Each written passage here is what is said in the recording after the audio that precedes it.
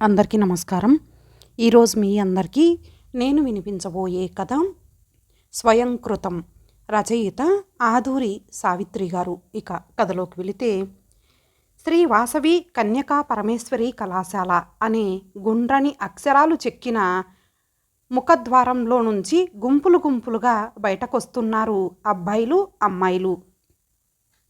సైకిళ్ళ మీదున్న students road మీద నడుస్తున్న విద్యార్థి భుజం మీద ఒక చెయ్యి వేసి ఒక చేత్తో హ్యాండిల్ పట్టుకొని కంట్రోల్ చేసుకుంటూ విలాసంగా వస్తున్నారు.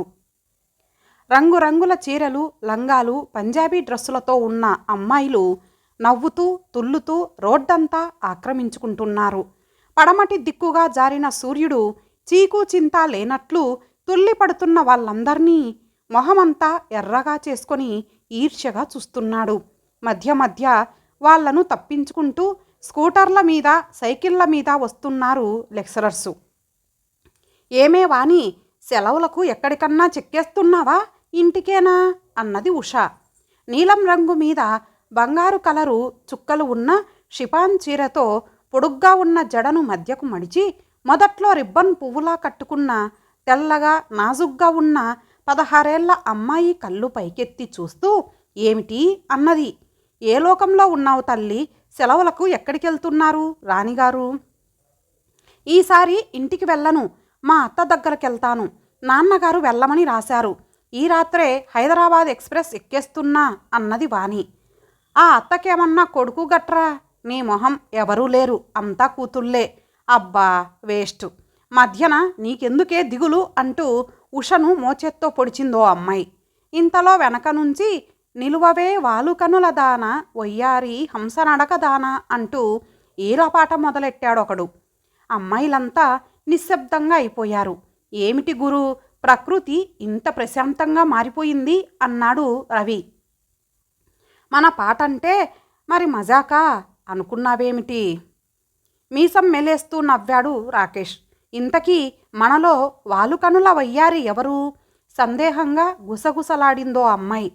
వాడికదో జబ్బు, నీకిదో తెగులు, నోర్ముసుకో చిన్నగా కసిరింది వాణి. శ్రీ గోల్డ్ కవరింగ్ ముందుకు రాగానే నేను వానిషింగ్ క్రీమ్ పౌడర్ కొనుక్కోవాలే అన్నది ఉష. పద, నేను జడపిన్నులు తిలకం సీసా కొనాలి అన్నది వాణి. వాళ్ళు షాప్ మెట్లెక్కగానే ఒరే, నేను బెల్టు కర్చీపులు కొనాలి అంటూ ఓ నలుగురిని వెంటేసుకొని తను షాప్లో దూరాడు రాకేష్. కర్మ, స్వర్గానికి పోయినా సవతిపోరు తప్పదని గొనుక్కుంటూ గబగబా తమకు కావలసినవి కొనుక్కొని బయటపడ్డారు అమ్మాయిలు. విండోలో నుంచి వాణి ముఖం కనబడగానే బస్సు దగ్గరకొచ్చారు ఇందిర, జయ. అమ్మయ్య వచ్చావు గదా, మామయ్య నిన్నిక్కడికి రానిస్తాడో లేకపోతే ఇంటికే వచ్చేయి అని లాక్కుపోయాడో నీ ఉత్తరం చూశాక కూడా మాకు సందేహమే. ఆఖరు క్షణంలో వచ్చి పద పద ఇంటికి అన్నాడేమోనని నవ్వుతూ వాణి చేతిలో లగేజ్ అందుకుంది జయ. ఇంటికెళ్ళగానే అభిమానంగా ఎదురొచ్చింది రాజేశ్వరి. మొహం కడుక్కో, రాత్రనగా బయలుదేరావు. అన్నమైనా తిన్నావో లేదో, ఇడ్లీ వేడిగా ఉంది, పెడుతున్నా, కారప్పొడి వేయనా? చట్నీ వేసుకుంటావా అన్నదామె హడావుడి పడిపోతూ. మేనగోడలొచ్చిందనే సంతోషంతో ఈ జీవుడి సంగతి మర్చిపోక, నాకు కంపెనీకి టైం అవుతోంది జోక్గా అంటూ. ఏం వాణి, పరీక్షలు ఎలా రాశావు అన్నాడు పురుషోత్తం. బాగా రాశాను మావయ్య, ఫస్ట్ క్లాస్ ష్యూర్, బ్రష్ మీద పేస్ట్ వేసుకుంటూ అన్నది వాణి. బిఏ ఎక్కడ చదువుతావు? ఎక్కడేమిటి, ఇప్పుడు చదివే చోటే, ఆ కాలేజీలో బాగా చెబుతారు. ప్లేట్లో 6 ఇడ్లీలు పెట్టింది రాజేశ్వరి. నాయనోయ్, అన్ని తినలేనత్తయ్యా అంటూ 3 తీసి వేరే పళ్ళెంలో వెయ్యబోతున్న వాణిని వారిస్తూ, మీ ఇంట్లో చేసినంత పెద్దవి కావే, ఎంత చిన్నవో చూడు, ఇవి 6 కలిపినా మీ ఇంట్లో 3టికి సాటిరావు అన్నది రాజేశ్వరి. ఎంత చెప్పినా వాటిని మళ్ళీ వేసుకొని మేనగోడల్ని ఇంత నాజూకు తిల్లు తినబట్టే గాలేస్తే ఎగిరిపోయేలా ఉన్నావు అంటూ మందలించింది. వదినగారు జోస్యం చెప్పే కోయవాడొస్తే పిలవమన్నారుగా, రండి అన్నదొకావిడ వచ్చి. నువ్వు రావే వాణి, చెయ్యి చూపించుకుందువు కానీ, అతను చెప్పినవి చాలా వరకు నిజమవుతున్నాయట, అంతా నమ్ముతున్నారు అంటూ వాణిని కూడా తనతో తీసుకెళ్ళింది రాజేశ్వరి. వరండాలో ఓ 10 మంది దాకా కూర్చొని కోయవాడు చెప్పే జోస్యం కబుర్లు వింటున్నారు. ఇదిగో ఇది నేను రామారావుతో నాగేశ్వరరావుతో తీయించుకున్న ఫోటో, ఇది ప్రధానమంత్రితో తీయించుకున్నాను, ఇది వాణిశ్రీతో. వీళ్ళంతా నేను చెప్పిన జోస్యం నిజమైందనే సంతోషంతో నాతో ఫోటో దిగారు అంటున్నాడతను. ఈ అమ్మాయి చెయ్యి చూడు, వాణి చెయ్యి పట్టుకొని ముందుకు చాపుతూ అన్నది రాజేశ్వరి. దీనికి ఇంటర్లో క్లాస్ వస్తుందా ఆత్రంగా అడిగిందామె. ఫస్ట్ క్లాస్ వస్తాది. ఈ కూనను బిఏలో ఒకడు ప్రేమించి పెళ్లి చేసుకుంటాడు అంటున్నాడు కోయవాడు. ఇంతకు ఆ అబ్బాయి దీన్ని బాగా చూసుకుంటాడా నవ్వుతూ అన్నది రాజేశ్వరి. వాణి ముఖంలో కదులుతున్న సిగ్గును కుతూహలాన్ని ఓరగా పరికిస్తూ, ఓ భేషుగ్గా చూసుకుంటాడు, కదిలితే కందిపోతదనుకుంటాడు, ఎర్రగా బుర్రగా నీకు సరిజోడుగా ఉంటాడు. కోయవాడు చెబుతున్న మిగిలిన మాటలు వినటం మానేసింది వాణి. తనను బిఏలో ప్రేమించబోయేవాడి గురించి కలలు కనటంలో మునిగిపోయింది. అస్తమానం ఈ విషయం మీదే జోక్ చేసేవారు ఇంట్లో అంతా. జాజి పువ్వులా ఉంటావు, ఎవడైనా ఎగరేసుకుపోయి మరీ చేసుకుంటాడు నిన్ను అనేది రాజేశ్వరి. రిజల్ట్స్ వచ్చాయి. వాణి ఫస్ట్ క్లాస్లో పాస్ అయింది. నే చెప్పలా ఆ కోయధర చెప్పినవన్నీ నిజమవుతుంటాయి అన్నది రాజేశ్వరి. అయితే ఇంక నీ హీరో రంగప్రవేశం చేయటం మిగిలిందన్నమాట అంటూ నవ్వింది జయ. వాళ్ళందరి మాటలు వాణి ఎదిగి ఎదగని మనసు మీద బలంగా పనిచేయసాగాయి. కొందరు ఏదో జోక్ చేస్తున్నామని మాత్రమే అనుకుంటారు, కానీ తమ మాటల ప్రభావం ఆ పసిపిల్లల మీద ఎలా ముద్రపడుతోంది, దీని ఫలితం ఎంత దారుణంగా ఉంటుంది అనే విషయాన్ని కొంచెం కూడా ఆలోచించరు. హైదరాబాద్ నుంచి వచ్చేశాక బిఏలో చేరింది వాణి. బిఏ సెకండ్ ఇయర్ కూడా సగం గడిచిపోయింది. దిగులుగా ఉంది వానికి. ఇదేమిటి, ఇంతవరకు తానెవర్నీ ప్రేమించలేదు, మరి జోస్యం? పడుచుదనంలో చెలరేగే కోరికల్ని సాంప్రదాయం కట్టుబాటు అనే సంకెళ్లతో బంధించి మనసు అదుపులో పెట్టుకుంటారు ఆడపిల్లలు. అలాగే సాగబోతున్న వాణి మనసు మీద కోయ జోస్యం ఊహించని విధంగా పనిచేస్తోంది. హైదరాబాదులో తన వాళ్ళందరి మాటలు ఇంకాస్త ఎగదోస్తున్నాయి. ఆ అమ్మాయికి తెలియకుండానే సాంప్రదాయపు సంకెళ్ళు లూజై ఆలోచనలన్నీ కట్టతెగిన వరదల తనను ప్రేమించబోయే వాడి చుట్టూ విజృంభించసాగాయి. శృతి చేసిన వీణలా ఉన్న ఆమె మనసు ఏ చిన్న ఆధారాన్నైనా సరే పట్టుకోవటానికి సిద్ధంగా ఉంది. తననెవరూ ప్రేమించకుంటే, చదువై ఇంటికెళ్ళాక తనపైనున్న ముగ్గురక్కల పెళ్ళిళ్ళు అయ్యి తనదాకా వచ్చేసరికి తను కాస్త ముసలిదైపోతుంది. నో, జోస్యం అబద్ధం కాకూడదు, తనది లవ్ మ్యారేజ్ అంతే. ఏదో ఆలోచిస్తూ పుస్తకాలు గుండెల కదుముకొని నడచి వస్తున్న వాణి ఎదురుగా వస్తున్న ఓ యువకుడు బలంగా డాష్ ఇవ్వటంతో తూలి పడబోయి ఆపుకుంది. సారీ వాణి అంటూ కింద పడ్డ పుస్తకాలు ఏరి చేతుల్లో పెడుతున్న అతన్ని చిరాగ్గా చూసింది. తన పేరు కూడా తెలుసే. కోపంగా ఉందా? నిజంగా కావాలని డాష్ ఇవ్వలేదు నేను, సిన్సియర్గా మృదువుగా అన్నాడతను. మాట్లాడకుండా చెరచెరా వెళ్ళిపోతున్న వాణిని చూసి పెదవి విరిచి భుజాలెగరేశాడు తను. ఆ తర్వాత అతను అనేకసార్లు ఆమె దృష్టిలో పడ్డాడు. వాణిని చూడగానే అతని పెదవులు కొంటెగా నవ్వేవి. ఎవరా హీరో? పక్కనున్న రమణ అడిగింది వాణి. అతని పేరు అశ్వత్థామ, ఫైనల్ బిఎస్సి చదువుతున్నాడు అన్నది రమ. నయం, ఘటోత్కచుడని పెట్టుకోలేదు, గట్టిగా నవ్వింది వాణి.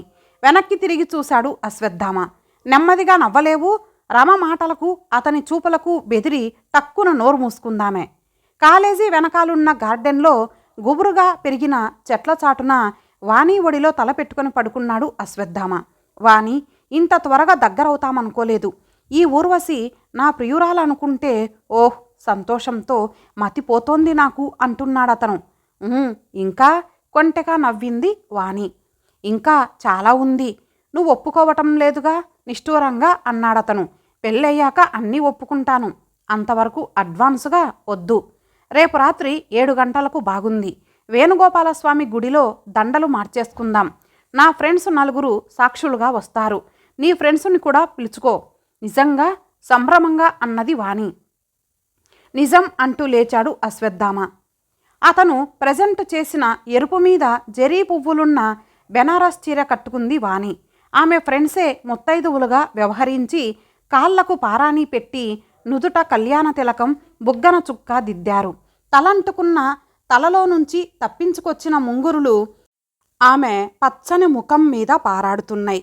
కింద పెదవిని పైపంటితో నొక్కిపెట్టి వాణిని చూశాడు అశ్వత్థామ. మంచి పర్సనాలిటీ, చక్కని ఛాయతో అందంగా ఉన్న అతను పెళ్లి బట్టల్లో ఇంకా అపురూపంగా ఉన్నాడు. అదృష్టమంటే నీదే, మేడ్ ఫర్ ఈచ్ అదర్ అన్నట్లున్నారు అంటూ ఫ్రెండ్స్ మాటలకు ఇద్దరూ గర్వంగా నవ్వుకున్నారు. అశ్వత్థామ గదిలోనే అందరికీ చిన్న పార్టీ లాంటిది అరేంజ్ చేశాడు.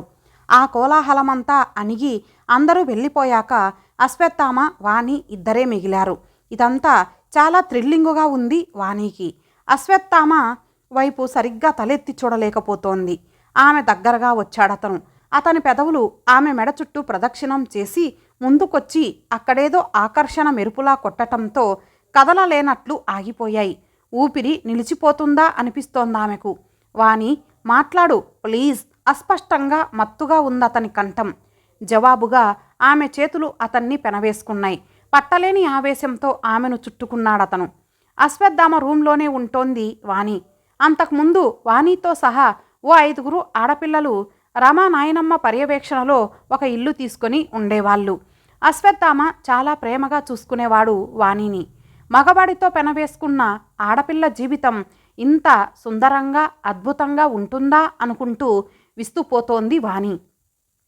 వాణి second year, Ashwathama final year exams రాశారు. ఇంటికి ప్రయాణమయ్యాడు అశ్వత్థామ. నేను ఇంకా చదవను, మీతో వచ్చేస్తాను బేలగా అన్నది వాణి. నువ్వు ఈ సెలవులకి ఇంటికెళ్ళు. చదువు మానటం లాంటి పిచ్చి ఆలోచనలు పెట్టుకోకు. నేను నిన్ను మోసం చేస్తానని భయపడకు. నువ్వు నా ప్రాణానివి. కానీ ఇంత హఠాత్తుగా మనం ఇంటికెళితే అక్కడ మనకి ఘనమైన సత్కారాలేం లభించవు. ముందు నే వెళ్ళి నచ్చజెప్పి నిన్ను తీసుకెళ్తాను. మా నాన్నకి కోపం వస్తే ఆయన చెప్పే మొదటి డైలాగు, నా ఆస్తిలో చిల్లి గవ్వ ఇవ్వను. ఏం తిని బ్రతుకుతాం? ప్రాక్టికల్గా ఆలోచించాలి కదా. ప్రేమనే తిని జీవించలేం. నా మాట విను వాణి. ఇన్నాళ్ళు నీతో కలిసి ఉన్నాను. ఆ మాత్రం మమతా బంధం నాకుండవా? ఈ అడ్రస్ నీ దగ్గరుంచు, లెటర్స్ రాయ్. మన విషయం తేలిందాకా నేను తరచుగా వచ్చి నిన్ను చూసిపోతుంటాను. ఆమె గడ్డం పట్టుకొని బ్రతిమాలుతున్నట్లుగా అన్నాడు అశ్వత్థామ. సరే, సెలవులైపోయి నేనిక్కడికి వచ్చేసరికి మీరు నా కోసం వచ్చేయాలి కన్నీళ్లతో అన్నది వాణి. ఓకే అంటూ ఆమె కళ్ళు తుడిచి ఆమె నుదుట చుంబించి వెళ్ళిపోయాడతను. సెలవులై తిరిగి వచ్చిన వాణి అశ్వత్థామ కోసం క్షణమొక యుగంగా ఎదురుచూసింది. ఎన్ని ఉత్తరాలు రాసినా జవాబు లేదు. తను ప్రెగ్నెంటు. ఇలాంటప్పుడు అది మాత్రం తప్పకుండా వస్తుంది. ఏం చెయ్యాలి? మళ్ళీ తన వాళ్ళకి ముఖం ఎలా చూపాలి? అసలు ఆ భర్త అనబడే వ్యక్తి ఉంటే ఎలాగో నచ్చజెప్పొచ్చు. అతనేడి? కాలేజీలో అందరికీ తనకు అశ్వత్థామకు పెళ్ళైనట్లు తెలుసు. చాటుగా చెవులు కొరుక్కున్నా అంత గొడవేం లేదు. చివరికో నిశ్చయానికొచ్చి ధైర్యం చేసుకొని అశ్వత్థామ ఇచ్చిన అడ్రస్ పట్టుకొని అరసవీడు ప్రయాణమయ్యింది వాణి. అరసవీడు కండక్టర్ అరుపుతో తడబడుతూ బస్సు దిగింది వాణి. రోడ్డు మీద నుంచి ఒక ఫర్లాంగు లోపలికి ఉంది ఊరు. శుద్ధ పల్లెటూరు. గుండెల్లో అదటుగా నాలుక పిడచగట్టుకు పోతున్నట్లుగా ఉంది ఆమెకు. అతనిక్కడే ఉన్నాడా? తనను చూసి ఏమంటాడు? ఒంటరిగా బస్సు దిగి ఊర్లోకొస్తున్న ఆ అమ్మాయిని కుతూహలంగా వింతగా చూస్తున్నారు జనం. ఓరింటికెళ్లాలా? తలగుడ్డ విప్పి మళ్ళీ సరిగ్గా చుట్టుకుంటూ అడిగాడు ఓ రైతు. వాణి సమాధానం చెప్పేలోగా పొడుగు చేతుల చొక్కా చీలమండల దాకా పంచకట్టుకున్న ఒక 45 ఏళ్ల మనిషి ఆమె దగ్గరకొచ్చాడు. ఎవరింటికెళ్ళాలి అని అడిగాడు వాణి కళ్ళల్లో బెదురును అదటును నిశితంగా చూస్తూ. రామ్మోహన్ రావు గారింటికి నాలుకతో పెదవులు తడిచేసుకుంటూ అన్నది వాణి. ఏం పని ఆయనతో? ఆయన కొడుకు అశ్వత్థామ, నేను ఒకే కాలేజీలో చదువుకున్నాం. ఈ ఊర్లో ఉంటానని చెప్పాడా? అవును, ఈ అడ్రస్సే ఇచ్చాడు. రామ్మోహన్ రావు గారు ఈ ఊరి ప్రెసిడెంట్ అట. మీకు తెలుసా? నేనే రామ్మోహన్ రావును. వాట్? పక్కలో బాంబు పడ్డట్టు అన్నది వాణి. ఎందుకంత ఆశ్చర్యం? నా గుణగణాలు రూపురేఖలు కూడా వర్ణించి చెప్పాడా? రాక్షసుడులా ఉంటానన్నాడా? వెటకారంగా అన్నాడాయన. అబ్బెబ్బే, అదేం లేదండి, మీరు చాలా మంచివారని చెప్పాడు కంగారుగా అందామే. సరే ఇంటికి పద అంటూ వాణిని ఇంటికి తీసుకెళ్లాడాయన. ఎవరి పిల్ల? ముఖం చిట్లించుకుంటూ అడిగింది ఆయన భార్య. ఎవరోలే, తర్వాత చెబుతాను అంటూ నువ్వు స్నానమది చెయ్యి అని వాణికి చెప్పి ఇదిగో నువ్వు ఆ పిల్లని ప్రశ్నలతో చంపావంటే బొమికలేరేస్తాను అంటూ గాండ్రించాడాయన భార్యను. ఇంతలో రెడ్డి అని ఎవరో పిలవటంతో బయటికెళ్ళిపోయాడాయన. స్నానానికి నీళ్లు తోడుతూ వివరాలు అడిగింది ఆయన భార్య. ఏమిటేమిటి, మా కొడుకుతో చదువుతున్నావా? అసలు మాకు కొడుకులే లేరు అంటూ పెద్దగా నవ్విందావిడ. అదేంటి, మీ ఆయన పేరు రామ్మోహన్ రావు కాదు? ఆయన ఈ ఊరి ప్రెసిడెంట్ కాదు? కళ్ళల్లో నీళ్లు తిరుగుతుంటే అయోమయంగా అడిగింది వాణి. ఇంకా పసితనం వేడనట్లు ఉన్న ఆ అమ్మాయి ముఖం చూస్తూ జాలిగా అన్నదావిడ. అమ్మాయి, వాడెవడో తప్పుడు అడ్రస్ ఇచ్చి నిన్ను బాగా మోసం చేశాడు. నిన్ను చూడగానే ఏదో ఇలాంటి కేసే అని చెప్పి మా ఆయన నమ్మించి నిన్ను ఈ కొంపకి తెచ్చాడు. మా ఆయన రామ్మోహన్ రావు కాదు, ఈ ఊరి ప్రెసిడెంటు పేరు అది కాదు. ఆయన పేరు చెంచురెడ్డి. అసలు ఆ పేరు గల వాళ్ళెవరు ఇక్కడ లేరు. నా మాట విని మా ఆయన వచ్చేలోగా నువ్వు వెళ్ళిపో. ఇప్పుడు బస్సు ఉంది, పద, నిన్ను ఎక్కిస్తాను. ఇంకెప్పుడు ఇలా ఒంటరిగా ఎక్కడికి వెళ్ళకు. నిన్ను పంపేసినందుకు నా మొగుడు వేసే శిక్ష నేను భరిస్తాలే అంటూ వాణిని దొడ్డిదారిన తీసుకెళ్లి బస్సు ఎక్కించేసి వచ్చింది ఆవిడ. తిరునాళ్లలో తప్పిపోయిన చిన్న పాపలా ఉంది వాణి. భయం, దుఃఖం ఆమెను చుట్టుముట్టి ఉక్కిరి బిక్కిరి చెయ్యసాగాయి. అశ్వత్థామ వాణి నుంచి శాంతం పారిపోయాడనే సంగతి కాలేజీ అంతా స్పష్టంగా తెలిసిపోయింది. దొంగ సానుభూతులు, హేళనలు, వీలైతే తాము కూడా ఓసారి ఆమెను పొందాలనే మగవాళ్ల వేట. కారడవిలో కార్చిచ్చు నడుమ చిక్కిన లేడి కోణల గజగజలాడిపోతోంది వాణి. ఎక్కడికెళ్ళాలి, ఏం చెయ్యాలి, ఇంటికి ఏ ముఖంతో వెడుతుంది? నేనున్నానని ధైర్యం చెప్పేవారెవరు? ఇంతటి విశాల విశ్వంలో దగాపడిన ఆడపిల్లకు జానెడు చోటు దొరకదు. వాటే పిఠి, ఇదంతా స్వయంకృతం, తన అజ్ఞానం, తెలిసి తెలియని మూర్ఖత్వం. ఆ తెల్లారి వాణి అనే అమ్మాయి ఆత్మహత్య చేసుకుందని ప్రకృతి స్తంభించలేదు, కాలం ఆగిపోలేదు. ఇంతటితో ఈ కథ సమాప్తం. మరలా మరొక మంచి కథతో కలుద్దాం. అంతవరకు సెలవు. నమస్తే.